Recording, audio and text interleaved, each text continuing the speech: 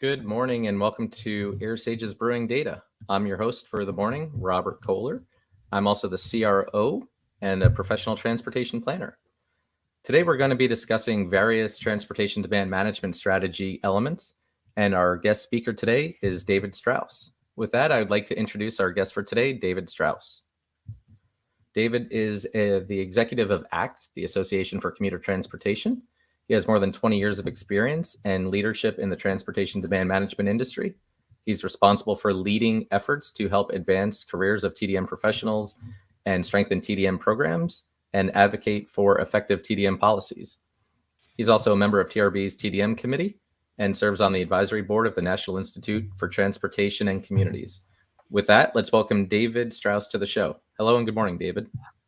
Good morning, Robert. It's great to be here. Appreciate you and AirSage having me on today. Definitely. It's great being able to chat about something I know very much about from my days in consulting, working on different TDM plans. And just for all of our viewers out there, to reiterate, we have more than one TDM acronym in transportation. Not only do we have travel demand models, we have transportation demand management. And with that, I want to jump right into our questions. We have a whole lot of them today. So does that work for you, David? That sounds good. Perfect. Let's begin with the reality of transportation demand management. To make sure we're all on the same page, can you just give a quick overview of what travel demand management concepts are? Yeah. So, lots of acronyms out there. It's one of the great pleasures of transportation and planning, I guess. But transportation demand management, TDM, is really all about the use of strategies and policies to inform, encourage, educate travelers to really maximize the efficiency of our transportation systems with the goal of achieving increased mobility for all people, reduce congestion, lower vehicle emissions, lower impacts on climate. TDM really aims to provide all people with transportation options that enables them to get from where they are to a destination in the most affordable, efficient, sustainable way. And there are a multitude of TDM programs and policies out there. We often describe TDM as an umbrella. It covers things like pricing and pricing strategies. That can be, hot lanes and parking pricing, curb pricing. It includes things like ride sharing and the promotion of carpooling and van pooling. It's transportation fringe benefits programs that provide affordable access to public transit and van pools. It includes things like trip planning assistance, the provision of private shuttles. It's got teleworking and hybrid work planning, and a lot of it comes down to creating the marketing and behavior change strategies that help influence mode shift from driving alone to any of these other options that are out there. We are modal agnostic. It doesn't matter to us really if you are biking, walking, taking public transit, carpooling, van pooling, or working from home. The goal is to get people out of those single occupancy vehicles.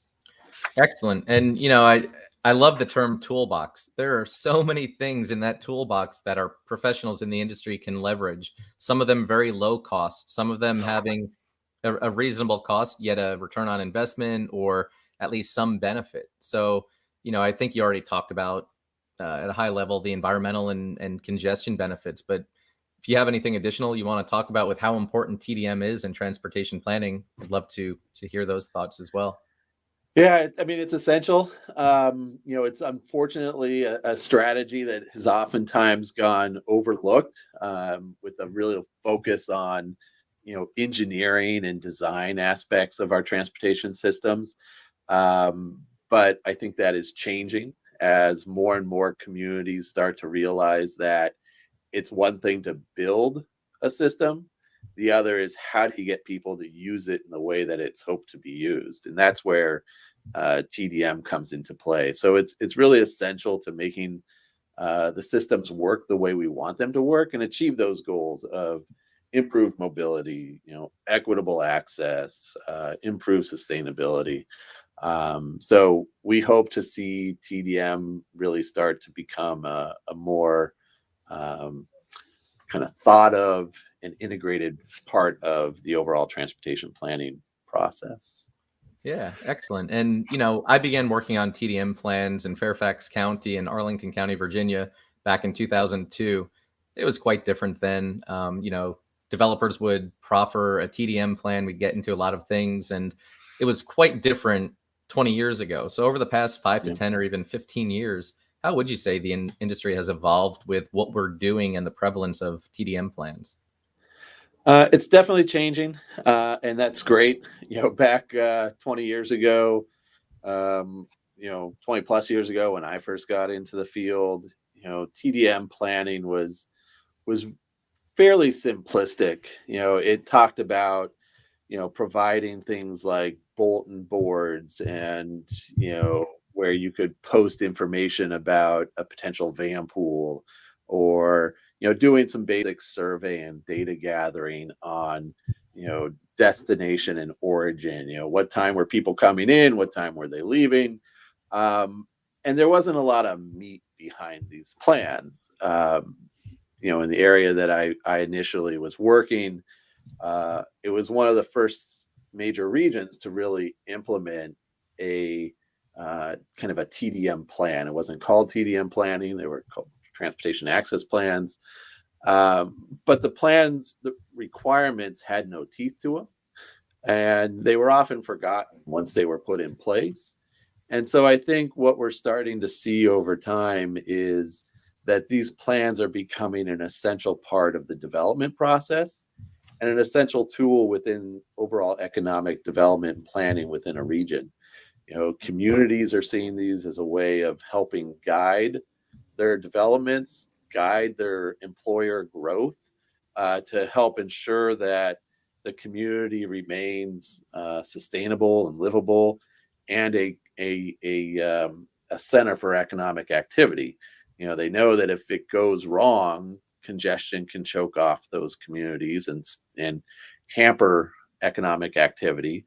And so the plans have evolved to start becoming a bit more enforceable, a little bit more teeth, but also empowering the building owners and developers and employers to really create programs that are more reflective of the needs of their own internal communities.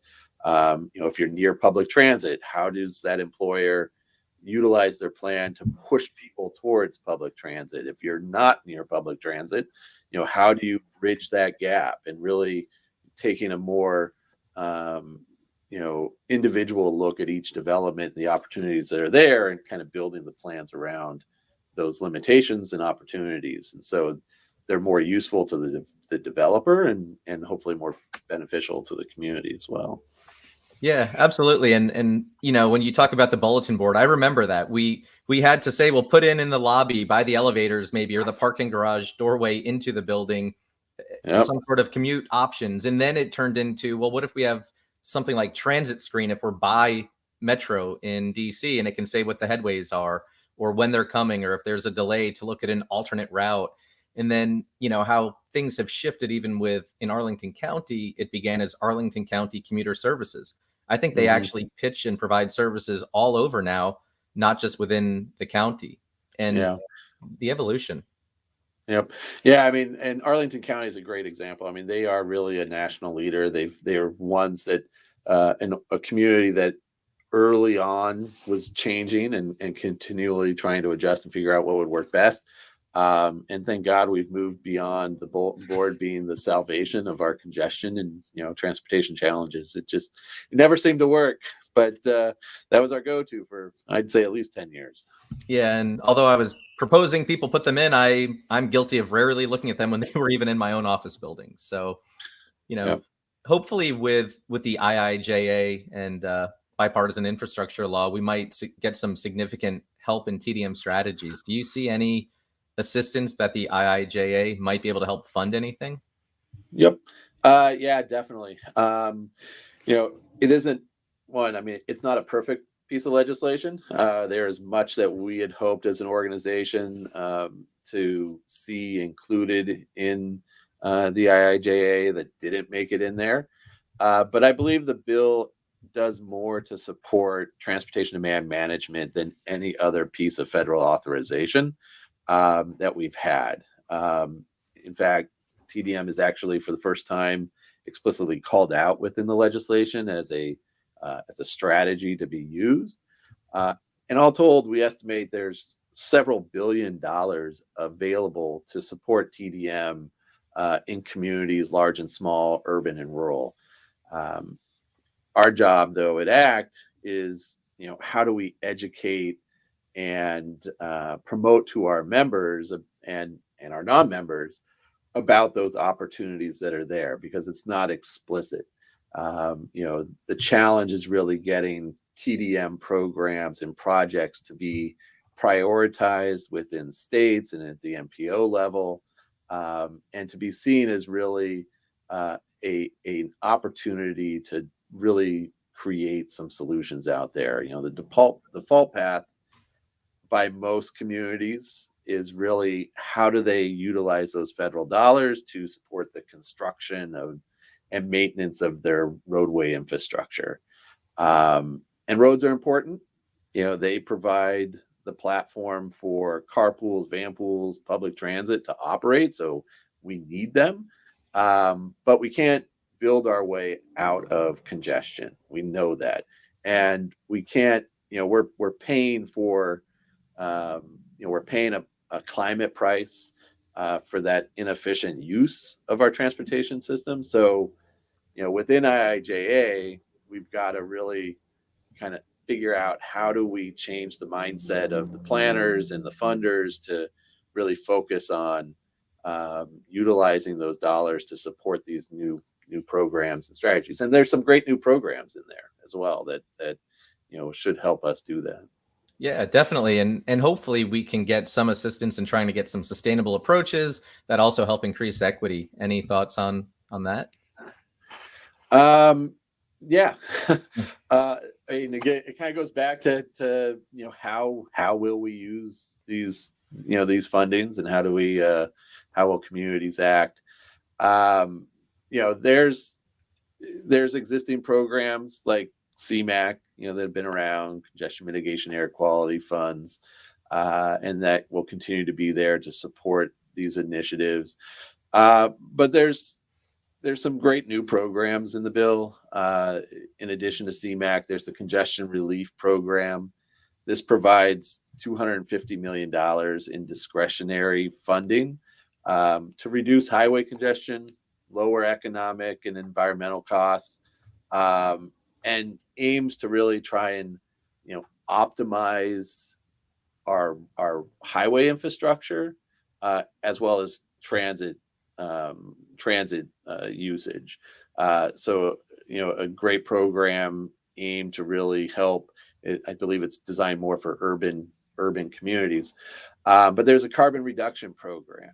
This provides over $6 billion in formula money, which means every state gets a portion of it, depending on what that formula is. The state will receive X millions of dollars to go towards transportation programs that reduce emissions through traffic data and monitoring, traffic management strategies, public transit use, congestion management technologies as well.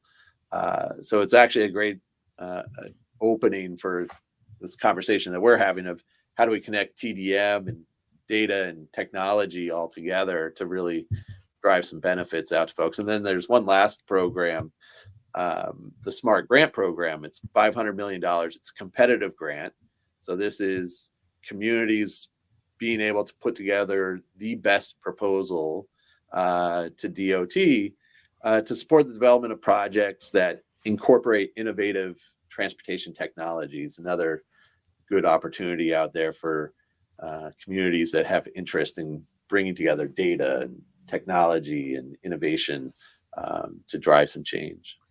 Excellent. Yeah. So, the topic of brewing data is talking about data. And I know in the other TDM world for travel demand models, OD data, big data is a huge norm that people are bringing into their workflow.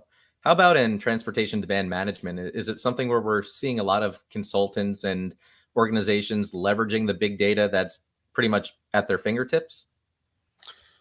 Not as much as you would hope, not as much as we should be. I think the use of data is definitely not anywhere near where it could be at this point in time. I think within ACT we see it as an opportunity, as a place to bring data experts together with program developers. For decades, TDM programs have really relied on gathering data, primarily through employee commuter surveys.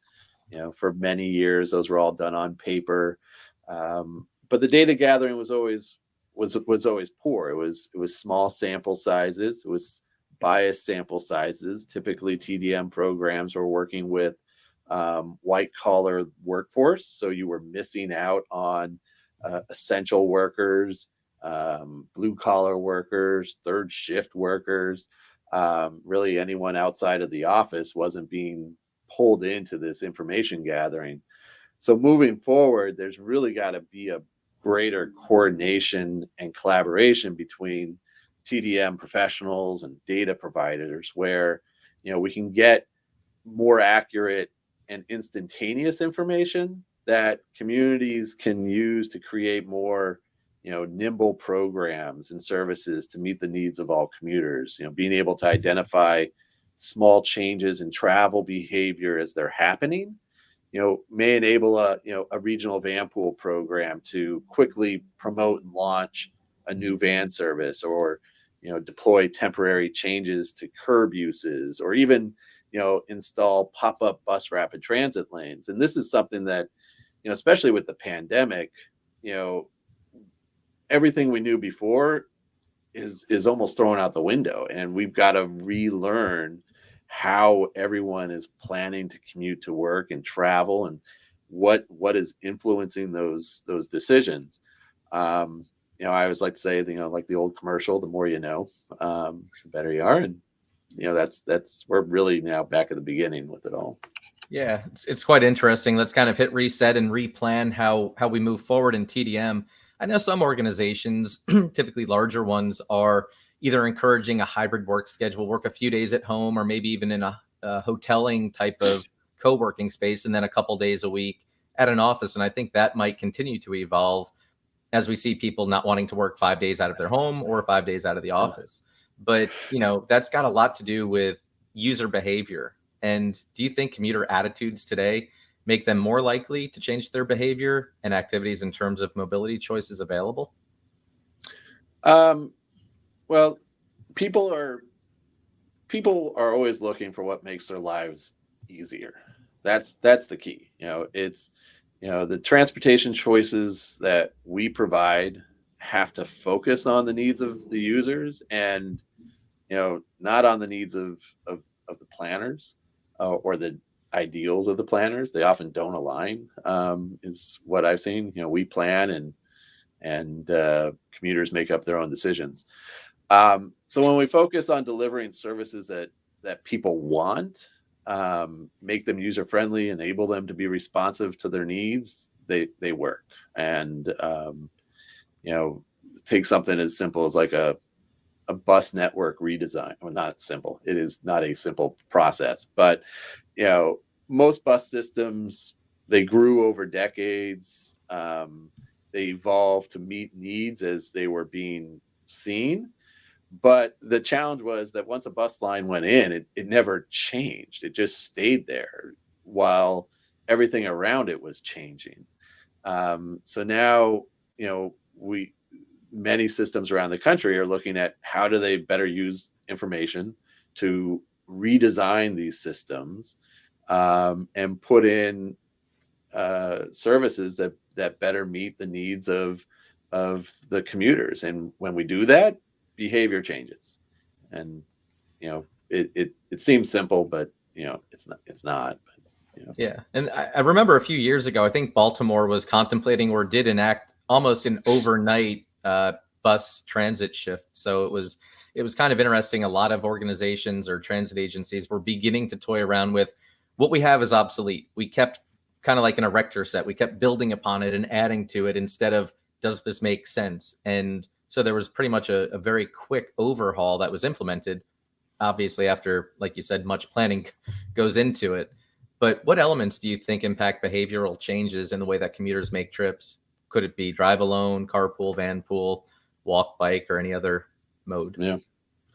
Every survey I've ever done, every survey I've ever looked at, it comes down to three things: convenience, time, and money are the major decision-making factors that come to, what impacts the choice of an individual. And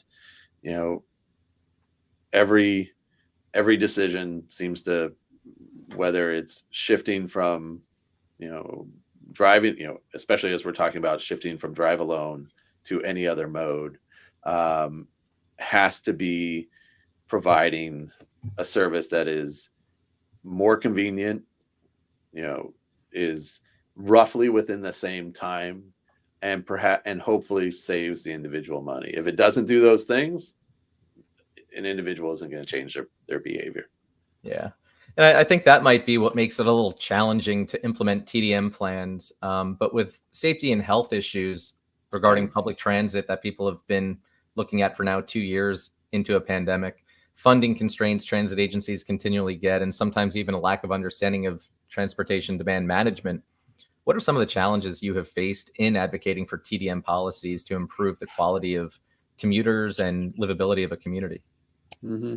Yeah, I mean, quickly, I mean, you mentioned, the health piece of it, which is something that is, from the pandemic, we saw early on a lot of concern about public health, and it's still there, and it's still relevant. But we are seeing people going back to public transit because as they have temporarily, in some cases, shifted to other modes, that time convenience piece, especially if you're in a major urban center that you're driving into, and the money piece has been quickly, that health aspect has quickly been overshadowed by those three other pieces there in their decision making, and they have shifted back to public transit, and they've shown that they can ride and be healthy. I mean, the challenges that we faced in advancing TDM, TDM has often been looked at as a fluffy side of planning, kind of the goody two-shoesy type of pieces. It's not iron and concrete and infrastructure, and it's not as exciting to cut a ribbon on a marketing campaign as it is on a new bus stop. So that's always been our toughest challenge, is getting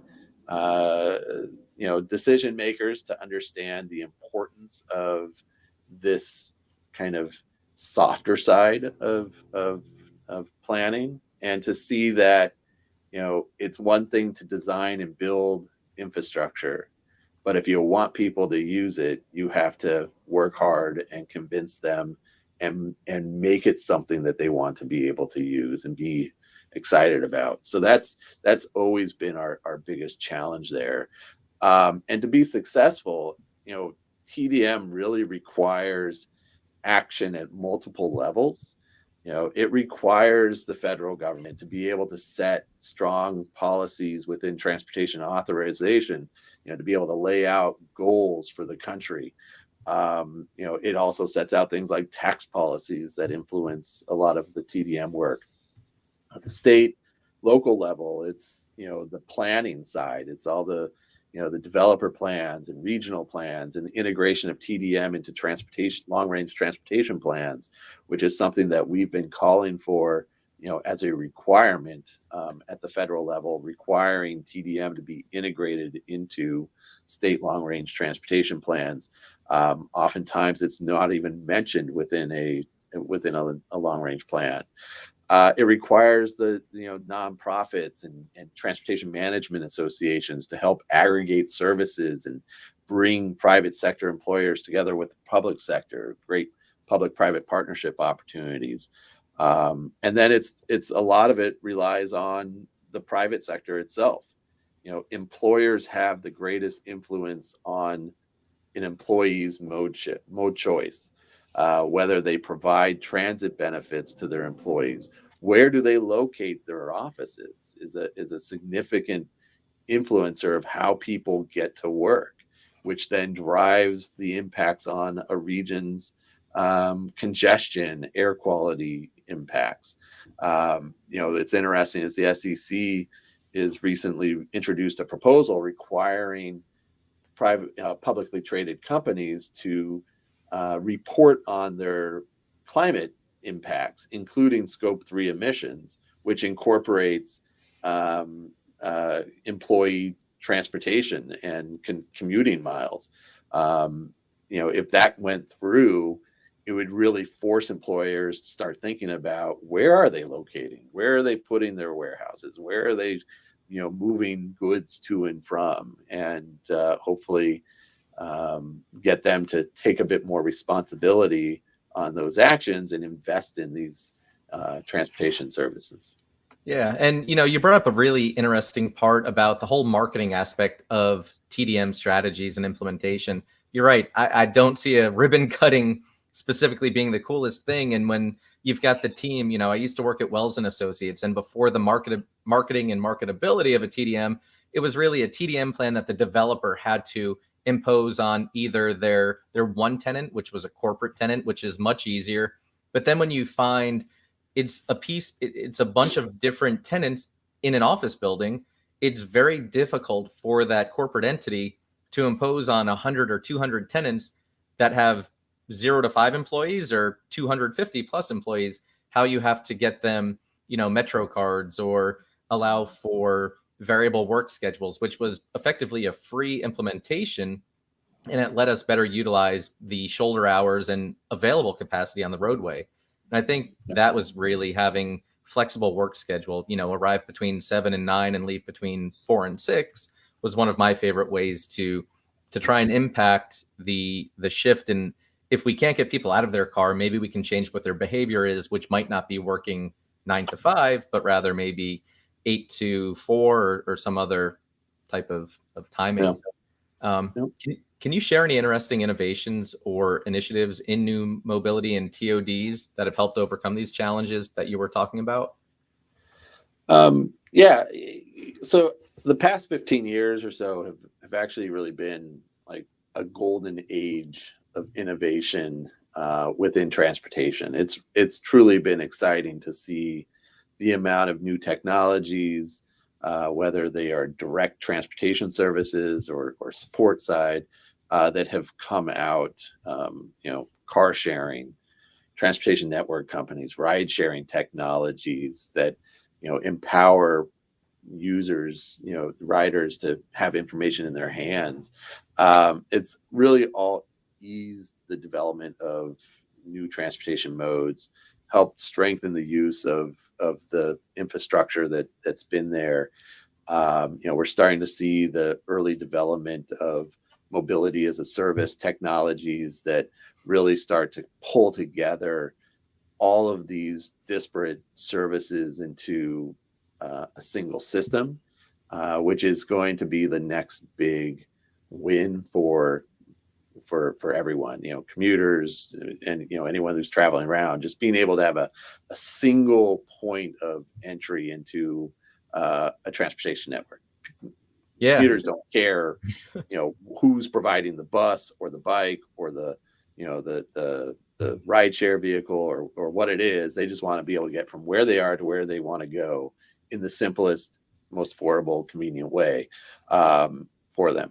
But perhaps the biggest game changer is something that we don't actually really associate with with transportation. And that's been the technology that is enabling us to have this conversation right now, and the ability to support telecommuting and work from home, hybrid work setups. I mean, this is the pandemic overnight shifted everything. I mean, for what would have taken us decades and decades, and we probably still would never have achieved the same amount of mode shift that we did over a 1 week period in March of 2020, to be able to have tens of millions of people commute from, work from home and get out of their vehicles, finally solved, proved to employers across the world that it is a viable option.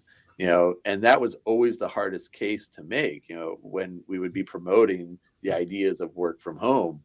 Now that challenge is going to be, how do we figure out the right balance of work from home, work at an office? How do you create the networking and the team building and bonding and collaboration that's all there? But thankfully, we've at least proven that technology works and can really drive some positive benefits for folks. But the important thing to keep in mind, is that while telecommuting worked for tens of millions, I believe it was still over 60% of the population cannot work from home. Service industries, the grocery clerks, the dentists, whoever it is, they are still needing to get to a place of work, and we can't forget that. And we need to be able to bring all of these systems again back together in a cohesive way. Absolutely. And more reason why we have that toolbox of opportunities and options we can implement. One final question. I know we're probably a minute or two over time, but how do you think planners can leverage location data like AirSage's output to help plan and build better active transportation networks and reconnecting communities? Yep. So data is key. It is going to be extremely important to really this next wave of advancements in transportation planning and service delivery. As commuters and travel patterns become more complex, as people are commuting 2 days a week on a bus, and maybe one day they're driving in, and then they're working it from home other times. The systems are going to be stretched thin, and we need to be doing a better job of using the information that is out there to build sustainable, and I'm talking not just sustainable environmentally, but like, how do we afford to deploy the services and continue to provide them in a way that ensures everybody can get to where they need to go? It's hard for public transit systems who rely on 5 days a week of commuter services between set hours. If those riders start to split themselves up and spread themselves out, it becomes really challenging. So being able to have much better information of how people are moving, when people are moving, where are they going to, and to be able to more quickly respond to changes is going to be essential to creating the system of the future. And so, data will be a key piece of that. And, we're at the very beginning stages of it, I think. We look forward to, working with organizations and data folks around the world to help integrate it with the work that we do within TDM and see where we can go. Yeah, no, I definitely agree. I'm looking forward to see where we can all go, planners, data providers, and then the actual people implementing and facilitating their employees to leverage a TDM strategy.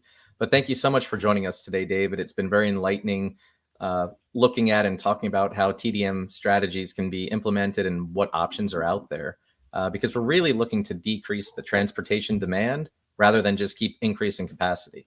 So thank you for joining us. It's been my pleasure. It's a good way to end a week. I've had fun.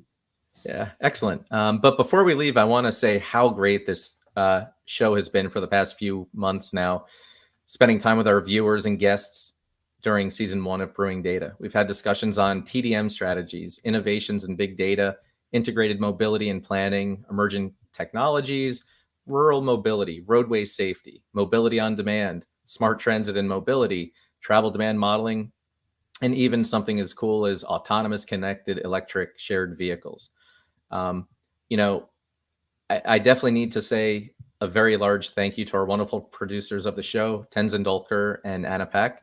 You did an amazing job finding interesting and relevant content for our viewers, all of which are in the various sectors of the transportation industry. So thank you both very much for your time.